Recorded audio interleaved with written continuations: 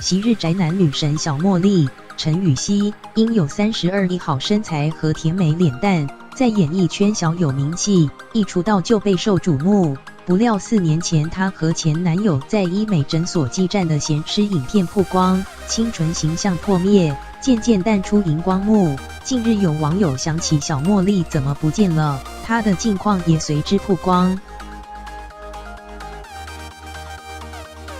小茉莉前男友为国内知名医美诊所店长，2014年该诊所发现有侵占财物嫌疑，本想调阅监视器揪内鬼，没想到却惊见小茉莉和店长在大厅上演活春宫。当时小茉莉跨坐在店长身上，娇喊：“我要强 X 你，你给我坐好！”激情指数爆表。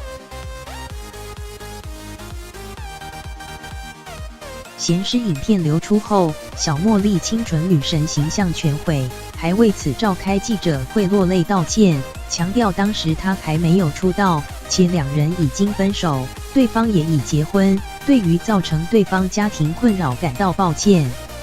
不过该事件后，小茉莉就渐渐淡出演艺圈，日趋低调，几乎在艺能界没了消息。事发2年后才在拍写真出集，慢慢恢复用脸书和粉丝互动。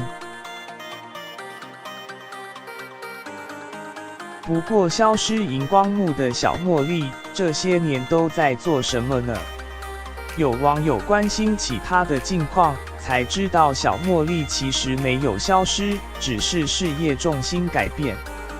近年她从综艺圈转战到戏剧圈发展，去年还和张睿家有亲密床戏。她坦诚心情还是会受到影响，不过仍在演艺圈默默打拼。最近不止和网络平台合作迷你剧，本周末还要到台北国际电玩展和粉丝互动。重拾宅男女神身份，让喜爱她的粉丝感动喊又能常常看到你了。